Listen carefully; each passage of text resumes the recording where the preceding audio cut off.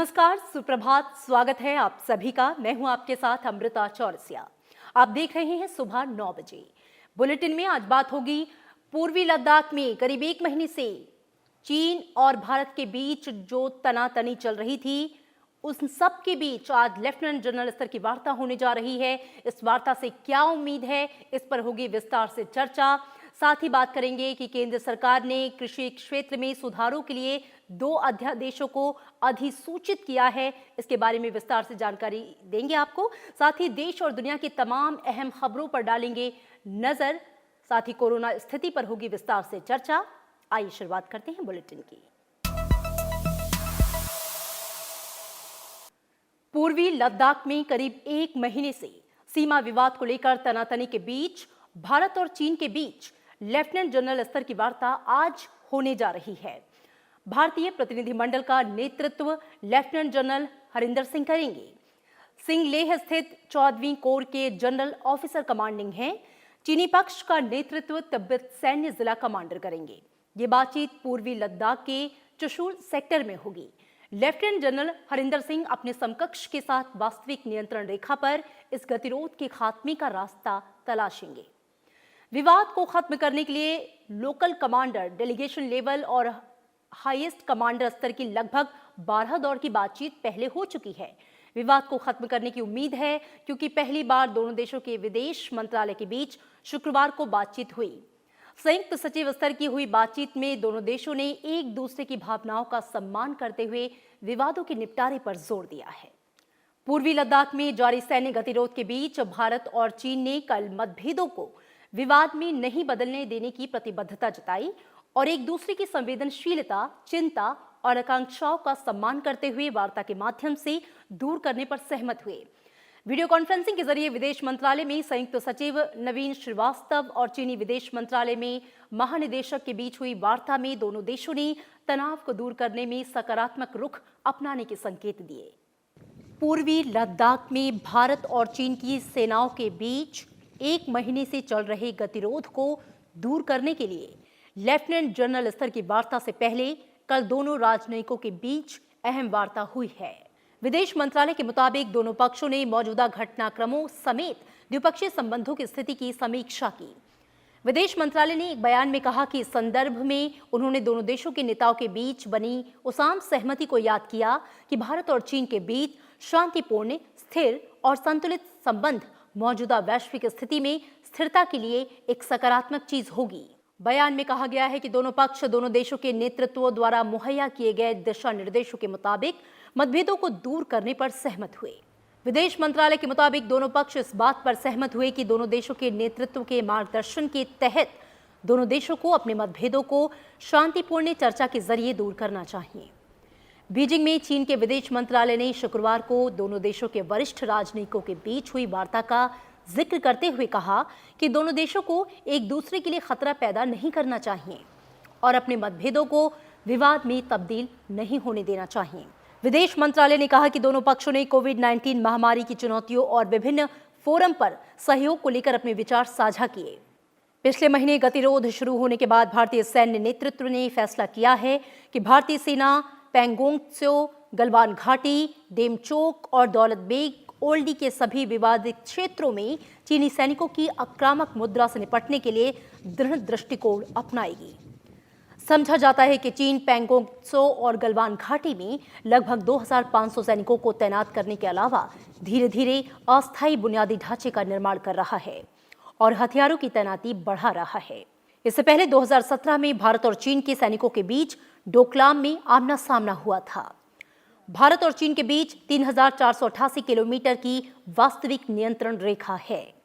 अखिलेश सुमन के साथ bureau report, Rajya Sabha TV. और इस पर और ज्यादा विस्तार से बातचीत के लिए हमारे साथ जुड़ गए हैं विदेश मामलों के संपादक अखिलेश सुमन। अखिलेश, पूर्वी लद्दाख में पिछले एक महीने से जिस तरह की तनातनी की स्थिति थी, 12 दौर की बातचीत भी हो चुकी थी, लेकिन अब चूंकि विदेश मंत्रालय के सचिव स्तर की बातचीत हुई है और ये सहमति बनी है कि इस विवाद को निपटाया जाए, आज की वार्ता से जो कमांडर लेवल की वार्ता है उसे हम कितनी उम्मीद करें? निश्चित तौर पे ये काफ़ी गंभीर मामला है, क्योंकि भारत को यह उम्मीद नहीं थी कि जब इस बीच में प्रधानमंत्री नरेंद्र मोदी और चीन के राष्ट्रपति शी जिनपिंग से वार्ता ममल्लापुरम में हुई थी, और उसके बाद 21 दिसंबर 2019 को, यानी पिछले साल ही 21 दिसंबर को चीन के विदेश मंत्री वांग यी दिल्ली आए थे और उन्होंने राष्ट्रीय सुरक्षा सलाहकार अजीत डोभाल से भी बात की थी सीमा के मामले में। और उसके बाद अगर ये स्थिति हो रही है तो निश्चित तौर पे भारत के लिए काफ़ी चिंता की बात है, और चीन की क्या मनस्थिति है उस मनस्थिति को समझने का प्रयास किया जा रहा है।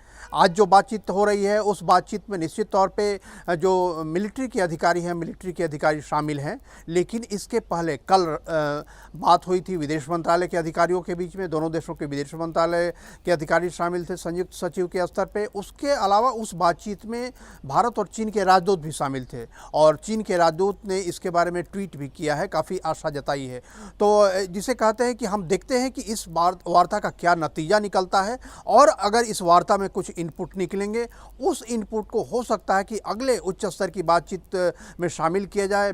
यह भी हो सकता है कि एनएसओ को शामिल होना पड़े, या यह भी हो सकता है कि विदेश सचिव स्तर की बातचीत हो और उसमें बातों का नतीजा हो। लेकिन सबसे खास बात यह है कि भारत और चीन इस साल दोनों देशों के राजनयिक संबंधों की 70वीं वर्षगांठ मना रहे हैं, और चीन इस मामले को लेकर काफ़ी उत्साहित रहता है, क्योंकि भारत दुनिया के चंद 2-3 देशों में था जिसने चीन की माओ से तुंग सरकार, जो पहली कम्युनिस्ट सरकार थी, उसको मान्यता दी थी। लेकिन अगर उस मान्यता देने का असर इस तरीके से हो रहा है कि 70वीं वर्षगांठ पे टकराव मोल लिया जा रहा है, तो निश्चित तौर पर यह चिंता की बात है। जी बिल्कुल अखिलेश, ये उम्मीद कि आज जो बैठक होने वाली है उससे कोई समाधान जरूर निकलेगा, क्योंकि विदेश मंत्रालय की जो सचिव स्तर की बातचीत हुई है उसमें ये प्रतिबद्धता जताई गई है कि जो तनाव चला आ रहा है पिछले 1 महीने से उसे दूर किया जाए, और आज जो बैठक होने वाली है उस पर सभी की निगाहें हैं, इस पर हमारी भी नजर होगी। फिलहाल आपका बहुत शुक्रिया अखिलेश सुमन। संयुक्त राष्ट्र सुरक्षा परिषद की हालिया रिपोर्ट में पाकिस्तान की ओर से अफगानिस्तान में हजारों आतंकी भेजे जाने के जिक्र पर भारत ने सख्त प्रतिक्रिया दी। भारतीय विदेश मंत्रालय ने कहा कि इस रिपोर्ट ने पाकिस्तानी प्रधानमंत्री इमरान खान के उस कबूलनामे पर मुहर लगा दी है जिसमें उन्होंने ये कहा था कि उनके मुल्क में 30 से 40 हजार आतंकी मौजूद हैं। भारतीय विदेश मंत्रालय के प्रवक्ता अनुराग श्रीवास्तव ने कहा कि पाकिस्तानी नेतृत्व खुद मान चुका है कि हजारों आतंकी उसकी जमीन का इस्तेमाल दूसरे देशों में आतंकी गतिविधियों को अंजाम देने के लिए कर रहे हैं। ऐसे में पूरी दुनिया इस असलियत से वाकिफ हो चुकी है कि पाकिस्तान आतंकवाद का गढ़ है। भारत ने कहा कि लंबे समय से भारत का पाकिस्तान के बारे में यही रुख रहा है, और इस रिपोर्ट में दर्ज सबूतों से ये प्रमाणित हो गया है।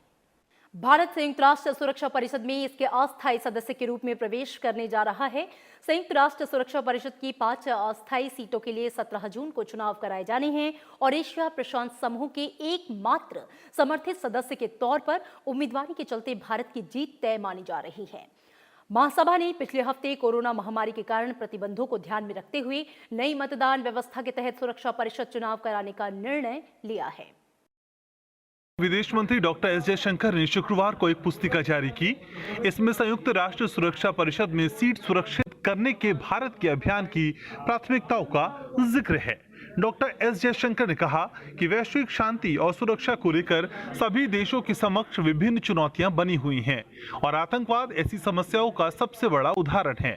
उन्होंने कहा कि कोरोना महामारी और इसके गंभीर आर्थिक प्रभावों ने भी दुनिया के सामने नई चुनौती तैयार की है, और इस असाधारण स्थिति में भारत एक सकारात्मक भूमिका निभा सकता है। और इसके लिए विदेश मंत्री ने प्रधानमंत्री नरेंद्र मोदी की तरफ से सुझाए गए 5 S का खास तौर पर जिक्र किया, जो सम्मान, संवाद, सहयोग, सार्वभौमिक शांति और समृद्धि है।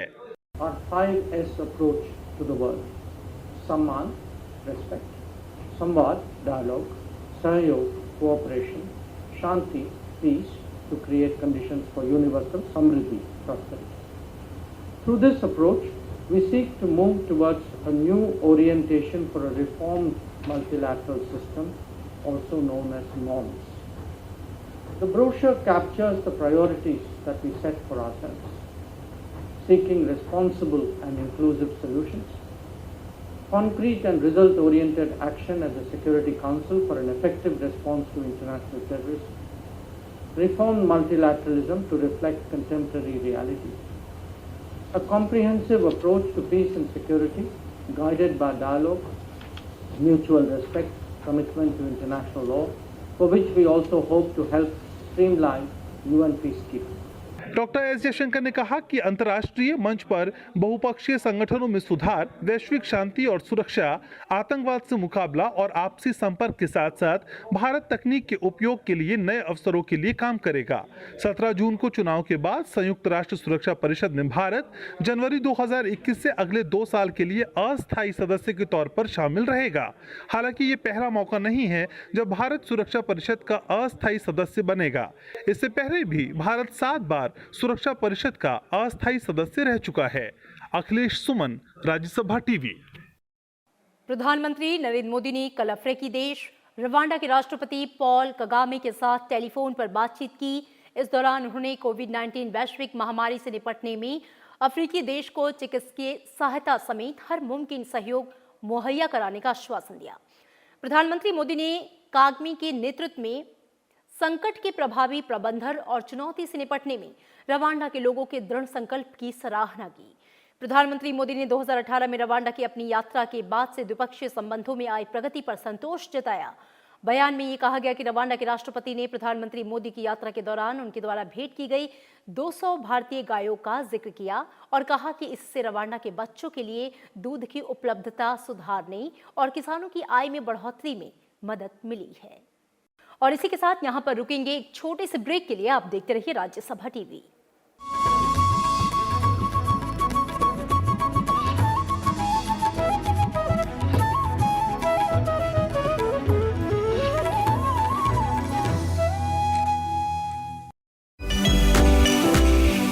मेरे प्यारे देशवासियों, हम बार बार सुनते हैं जल है तो जीवन है, जल है तो कल है, लेकिन जल के साथ हमारी जिम्मेवारी भी है। वर्षा का पानी, बारिश का पानी, ये हमें बचाना है। एक एक बूंद को बचाना है। गांव-गांव वर्षा के पानी को हम कैसे बचाएं? परंपरागत बहुत सरल उपाय हैं। उन सरल उपाय से भी हम पानी को रोक सकते हैं। 5 दिन 7 दिन भी अगर पानी रुका रहेगा तो धरती माँ के पास बुझाएगा, पानी फिर जमीन में जाएगा, वही जल जीवन की शक्ति बन जाएगा। और इसलिए इस वर्षा ऋतु में हम सबका प्रयास रहना चाहिए कि हम पानी को बचाएं, पानी को संरक्षण करें। Namaskar, welcome to Rajya Sabha Television. I am Smriti Rastogi. In order to deal with the situation arising out of the COVID-19 outbreak, the government is not leaving any stone unturned. After the Arogya Setu app, the Union Health Minister Dr. Harshvardhan has launched Ayush Sanjeevani mobile app. The Ayush Sanjeevani mobile app will help to generate data on acceptance and usage of Ayush advocacies and measures among the population and its impact in prevention of COVID-19. It is developed by the Ministry of Ayush and Ministry of Electronics and Information Technology and shall reach out to a target of 50 lakh people. According to Dr. Harshvardhan, the COVID-19 management has provided a potent platform for alliance between the Ministry of Health and Family Welfare, Ministry of Ayush and organizations such as CSIR, ICMR and UGC to not only develop Ayush interventions and solutions but also help in promoting Ayush knowledge for the larger good of the global community. The salient features of the Ayush Sanjeevani app are summary of Ayush advisory on immunity boosting measures in a simple language, a separate set of questionnaires for Ayush practitioners and general public, response-based rating on health building efforts of an individual. Well, that's all we have for you. We will be back with more such informative videos. Till then, take good care of your health. Thank you for watching. Namaskar.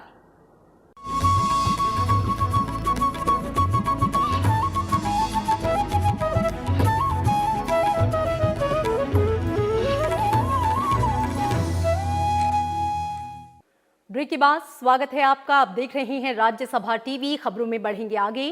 केंद्र सरकार ने कृषि सुधार से जुड़े 2 अध्यादेशों को अधिसूचित कर दिया है। ये अध्यादेश किसानों को मुक्त व्यापार में मदद करने और उनकी उपज का बेहतर दाम दिलाने से जुड़े हैं। आधिकारिक बयान के मुताबिक कृषि और इससे जुड़ी गतिविधियों में लगे किसानों और ग्रामीण भारत को आगे बढ़ाने के लक्ष्य को लेकर राष्ट्रपति रामनाथ कोविंद ने इन अध्यादेशों को मंजूरी दी है। कृषक उपज, व्यापार और वाणिज्य संवर्धन और सुविधा अध्यादेश 2020 का लक्ष्य किसानों को राज्य के भीतर और अन्य राज्यों में कृषि उपज को बेचने की छूट देना है, जबकि मूल्य आश्वासन और कृषि सेवाओं पर किसान सशक्तिकरण और सुरक्षा समझौता अध्यादेश 2020 के जरिए किसानों को प्रसंस्करण इकाइयों, थोक व्यापारियों, बड़ी खुदरा कंपनियों और निर्यातकों के साथ पहले से तय कीमतों पर समझौते की छूट देगा। केंद्र सरकार ने वर्ष 2020-21 के लिए झारखंड में जल जीवन मिशन पर अमल के लिए 572 करोड़ रुपए की राशि को मंजूरी दी है। राज्य में 2023-24 तक 100% परिवारों को इस कार्यक्रम के अंतर्गत लाने की योजना बनाई गई। झारखंड में 54 लाख ग्रामीण परिवारों में से सिर्फ 4,37,000 के पास पाइपों के जरिए पानी आपूर्ति की सुविधा उपलब्ध है। 2020-21 में झारखंड में 12 लाख परिवारों को पाइपलाइनों से पानी उपलब्ध कराने की योजना बनाई गई है। चालू वित्त वर्ष के दौरान 15 ब्लॉकों और 4,700 गांवों में सभी परिवारों को पाइपलाइनों से जलापूर्ति कार्यक्रम के अंतर्गत लाने की योजना है। झारखंड में आकांक्षी जिलों की संख्या 19 है और राज्य को ये सलाह दी गई है कि वो योजना बनाते समय इन जिलों को प्राथमिकता दें।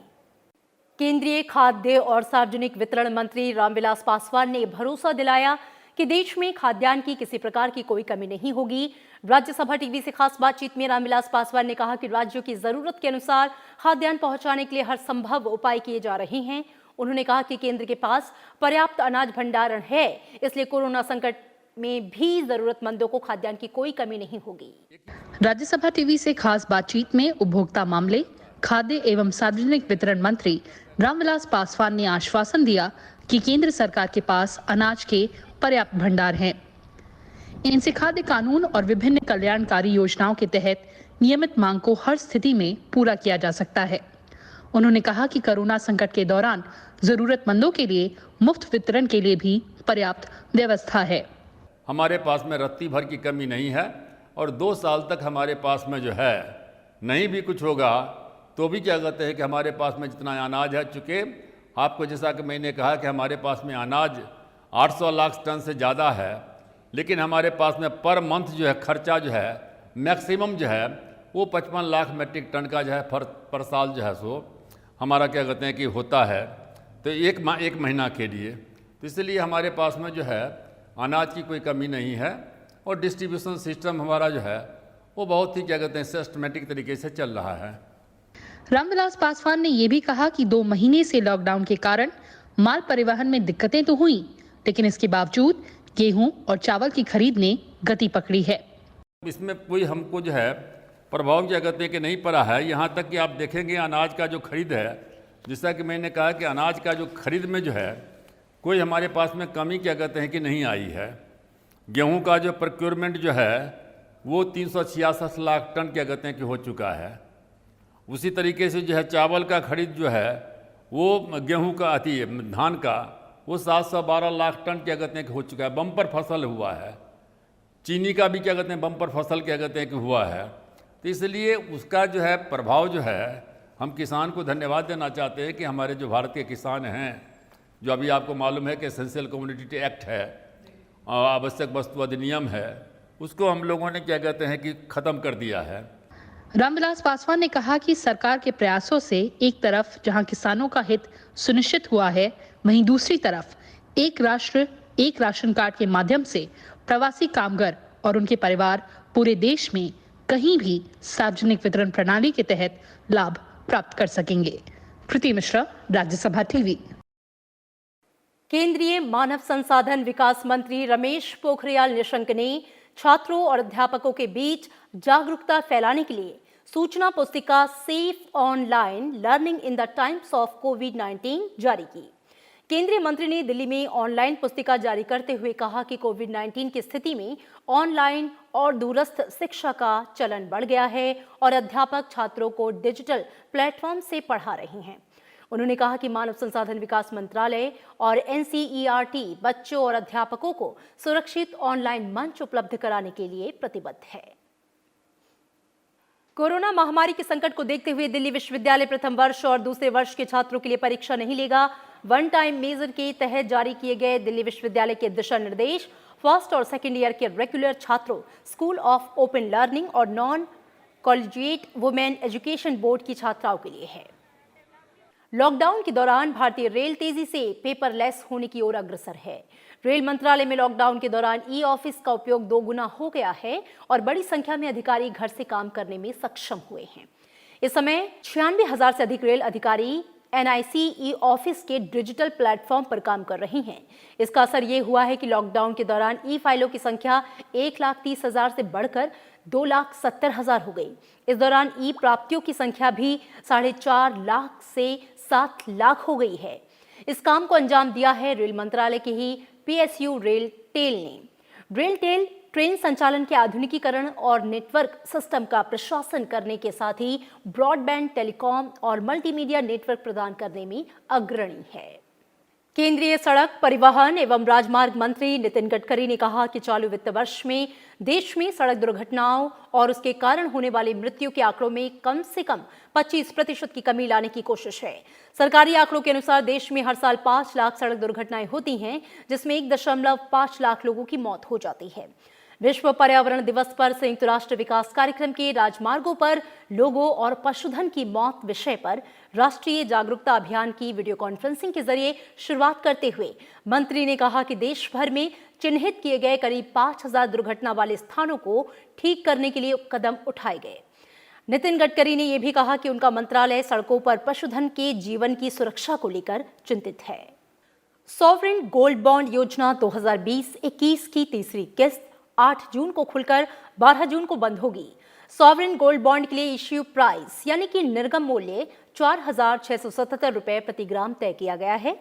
रिजर्व बैंक ने शुक्रवार को यह जानकारी दी। सरकार ने ऑनलाइन आवेदन करने और डिजिटल भुगतान करने वाले निवेशकों को 50 रुपए प्रति ग्राम की छूट देने का फैसला लिया। ऐसे निवेशकों के लिए गोल्ड बॉन्ड का इश्यू प्राइस 4,627 रुपए प्रति ग्राम होगा। केंद्रीय बैंक ने अप्रैल में कहा था कि सरकार 20 अप्रैल से सितंबर तक 6 किस्तों में सॉवरेन गोल्ड बॉन्ड जारी करेगी। देश का विदेशी मुद्रा भंडार बढ़कर अब तक के उच्चतम स्तर पर पहुंच गया है।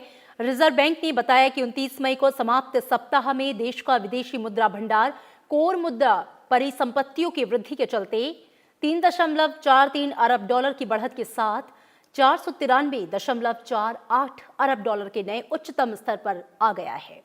देश का विदेशी मुद्रा भंडार इससे पहले के सप्ताह में 3 अरब डॉलर की बढ़त के साथ 490.044 अरब डॉलर पर आया था, जो कि उस समय का उच्चतम स्तर था। खेल मंत्रालय ने अपने कार्यक्रम फिट इंडिया के लिए स्कूल शिक्षा और साक्षरता विभाग से हाथ मिलाया है। इसके जरिए एक भारत श्रेष्ठ भारत अभियान के तहत देश के 10 स्वदेशी खेलों को बढ़ावा देने के लिए विशेष फिल्म श्रृंखला बनाई जाएगी। इस श्रृंखला का उद्देश्य न केवल स्वदेशी खेलों को बढ़ावा देना है, बल्कि इन खेलों से जुड़ी संस्कृति और धरोहर का संरक्षण करना भी है। एक भारत श्रेष्ठ भारत का उद्देश्य युवाओं के बीच विभिन्न राज्यों की संस्कृति और विरासत के बारे में जागरूकता पैदा करना है। कोरोना वायरस महासंकट के बीच इस बार अंतर्राष्ट्रीय योग दिवस का आयोजन बिल्कुल अलग तरह से किया जाएगा। सरकार की ओर से यह कहा गया है कि इस बार कोरोना वायरस की वजह से योग दिवस पर बड़ा कार्यक्रम नहीं होगा। 21 जून को लोगों से डिजिटल योग करने की अपील की जाएगी। वो अपनी अपनी भाषा में भी कह सकता है। रशियन कोई है तो वो रशियन में भी कहेगा।